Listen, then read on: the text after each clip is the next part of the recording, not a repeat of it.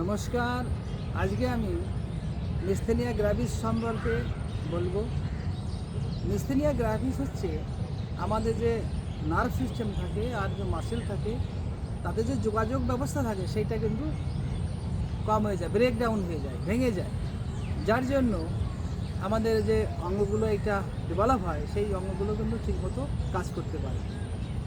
আর এটা শরীরের বিভিন্ন জায়গায় বিভিন্ন অঙ্গে হতে পারে। মেনলি এটা হয় আমাদের যে গ্রাভিস মাসেলকে বা আমরা যেটাকে স্ক্লেটাল মাসেল বলি বা ভলেন্টারি মাসেল যেটাকে বলি, সেটাই কিন্তু এটা ডেভেলপ হয়। আর এটা ডেভেলপ হলে কেন হয় এটা ডেভেলপ? এটা ডেভেলপ এই জন্য হয়, এখানে আমাদের শরীরে যে অটো ইমিউনো ডিসঅর্ডার হয়, তখন এটা বিভিন্ন কারণ হতে পারে। যেমন আমাদের থাইমাস গ্ল্যান্ড থাকে, থাইমাস গ্ল্যান্ডের কোনো রোগ হলে বা সেখানে কোনো টিউমার ডেভেলপ হলে এইটা এক অটোইমিউন ডিসঅর্ডার আমাদের শরীর ডেভেলপ করে। আর এইটা আমাদের মাংসপেশির উপর কিন্তু তার একটা প্রভাব। আর এই প্রভাব হলে আমাদের মাংসপেশি আর ঠিকমতো কাজ করতে পারে না, যার জন্য আমাদের মাসেল কি হয়, খুব দুর্বল হয়ে যায়, অনেক দুর্বল হয়ে যায়। যার জন্য মাসগুলো ধীরে ধীরে, যেমন আমাদের বিভিন্ন অঙ্গের মাসেলগুলো দুর্বল হয়েছে। আর এটা কিন্তু এইটা যদি কোনো অঙ্গকে দীর্ঘদিন যদি আমি কাজ না করে বা কোনো জিনিসকে কাজ না করে, সেই অঙ্গটা কিন্তু ধীরে ধীরে অনেক দুর্বল হয়ে যায়। তদ্রূপ আমাদের এই মাসেলগুলো কিন্তু দীর্ঘদিন কাজ না করতে পারে, তারাও কিন্তু অনেক কমজোর আর দুর্বল হয়ে যায়।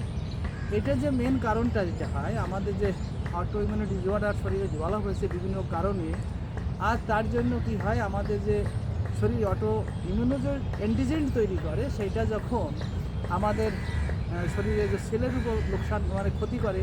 আর এই সময় কিন্তু আমাদের যে অ্যান্টিবডি, যেমন টি সেল বা বেটা সেল যেগুলো থাকে, সেইগুলো কিন্তু এদের সঙ্গে যোগ দেয়। আর এখানে এর জন্য এক ইনভলিউটরি প্রসেস কিন্তু শুরু হয়। আর এই শুরু হওয়ার জন্য আমাদের যে নিউরোমাস্কুলার যে জাংশন থাকে, যেখানে যে রিসিপ্টর থাকে, সেইটাকে কিন্তু আমাদের ক্ষতি করার বা ধ্বংস করতে চেষ্টা করে। এটা এক অ্যাপোপ্টোসিস প্রক্রিয়ার মাধ্যমে কিন্তু এটা বিশেষ করে আমাদের সেলটাকে প্রচণ্ডভাবে লোকসান করে, যার জন্য এখানে মাসেলগুলোর যে রিসিপ্টর থাকে সেটা সম্পূর্ণভাবে ধ্বংস হয়ে যায়।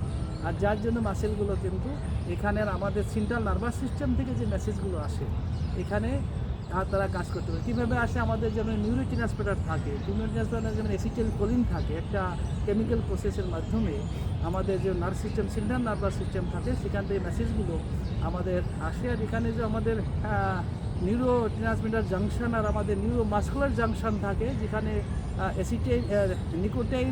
অ্যাসিটাইলকোলিন যেটা হয়, সেটা কিন্তু এখানে এক প্রকার কেমিক্যালি এখানেও কিন্তু রিসিপ্টরের উপর কাজ করে। আর এখানে সেলের যে আমাদের যে মাসেলের যে রিসিপ্টর থাকে, সেইটার মধ্যে একটা যে যোগাযোগ থাকে, সেইটা কিন্তু আগে মেসেজটাকে পাঠাতে পারে না, যার জন্য আমাদের মাসেলগুলো ঠিকমতো কাজ করতে পারে না। তো এখানে যদি আমরা দেখি, এইটা কিন্তু আমাদের যে শুরুবাদ হয়, সেটা শুরুবাদ মানে আমাদের যখন শুরু হয়, সেটা আমাদের যে ওকুলার মাস্কুলার যেটা আছে, মানে এক্সট্রা ওকুলার মাস্কুলার যে আমাদের এই চোখের এই পোর্শনে থাকে, এটা কিন্তু প্রথমে এখানে আমাদের শরীরে এই রোগটা কিন্তু শুরু হয়। আর হলে পরে কী হয়, ওকুলার মাস্কুলার যখন আমাদের এখানে ইফেক্ট হয় এই মিসথেনিয়া গ্রাভিসের কারণ, এখানে কিন্তু আমরা ডবল ভিশন দুটো করে দেখতে পাই। আর এখানে আরেকটা হয় যেটা আমাদের চোখের পাতাটা, এই মুভমেন্টটা যখন খারাপ হয়ে যায়, তখন আমরা দেখি যে রোগী, আমার কাছে যারা এসছে আমি দেখেছি, তাদের চোখটা কিন্তু আধা খোলা থাকে, কখনো আবার একদম চোখটা পুরো বন্ধ হয়ে যায়, কারণ এর কন্ট্রোল সিস্টেমটা কিন্তু এখানে খারাপ হয়ে গেছে। যার জন্য এখানে কিন্তু এই যে রোগটা, সেটাকে টোসিস বলা হয়, আমরা টোসিস বলি এই রোগটাকে। এইভাবে যদি আমাদের এটা মুখের মাংসপেশিতে আসে, তাহলে কিন্তু আমরা কথা ঠিকমতো বলতে পারবো না। আমাদের মুখটা যখন বলবো, যেমন হা হয়ে গেলে বন্ধ করতে পারছি না, বা আমাদের গলার দিকে হলে আমরা খাবারটা কিন্তু অনেক সময় গিলতে পারি না, তখন মুখ উল্টো আরও মুখ থেকে আমাদের আসতে পারে। আমাদের যদি এটা আমাদের রেসপিরেটরি মধ্যে হয়, তাহলে কিন্তু আমাদের শ্বাস নিতে কষ্ট হয়। তাহলে এইটা কিন্তু ধীরে ধীরে আমাদের পুরো শরীরে যখন ফেলে যায়, তখন কিন্তু একটা মিসথেনিয়া গ্রাভিসের একটা ক্রাইসিস কন্ডিশন এটাকে বলা হয়। তো এইটা কিন্তু আমরা বলি মাসেলের কোনো সমস্যা নেই এখানে, না এখানে কোনো নার্ভের সমস্যা আছে। এখানে আছে যে সমস্যা, সেটা হচ্ছে আমাদের যে এই মাস্কুলার যে জাংশনটা থাকে, নিউরোমাস্কুলার জাংশনে যে রিসিপ্টরগুলো থাকে, সেইগুলো কিন্তু আমাদের খারাপ হয়ে গেছে।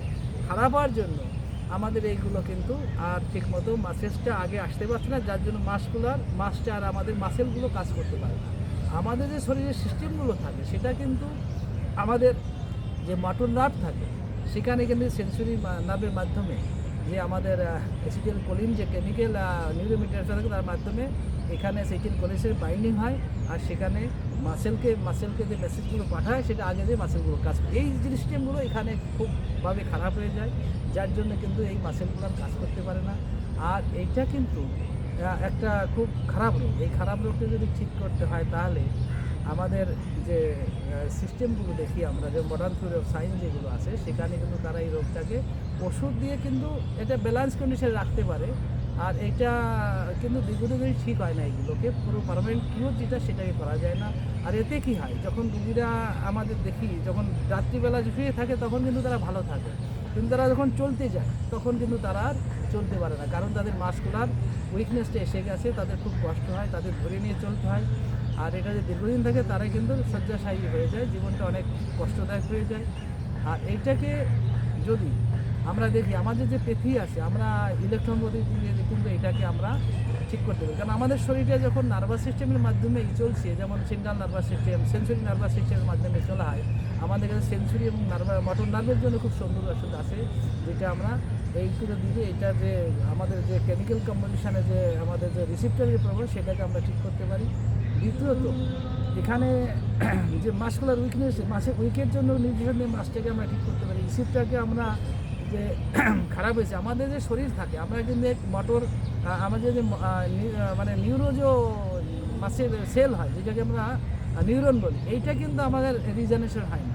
চোখের হাড়ের যে নিউরন হাড়ের যে সেলটা থাকে সেটা ঠিক হয় না, আমাদের যে চোখের সেলটা থাকে সেটা ঠিক হয়, কিন্তু বাকি শরীরের যত সেল আছে সেটা কিন্তু আমরা হোমিওপ্যাথিক ওষুধ দ্বারা কিন্তু আমরা এটাকে রিপেয়ারিং করতে পারি। তাহলে আমরা এই ওষুধের মাধ্যমে ইলেকট্রনিকের মাধ্যমে যদি রিপেয়ারিং করি, আবার নতুন করে যে রিসিপ্টটা খারাপ সেটাকে ঠিক করে একটা জায়গা নিয়ে আসতে পারি। তথা মোটর নার্ভ আর আমরা সেন্সরি নার্ভে যে অটোমেটিক নার্ভাস সিস্টেম থাকে যেটা থেকে আমাদের সেন্সরিটা আসে সেটাকে আমরা একটা জায়গায় নিয়ে আসতে পারি। এই করে আমরা কিন্তু ইলেকট্রিক মাধ্যমে আমরা এই মিসথেনিয়া গ্র্যাভিসকে সম্পূর্ণভাবে আরোগ্য করতে পারি। আজ এতটাই।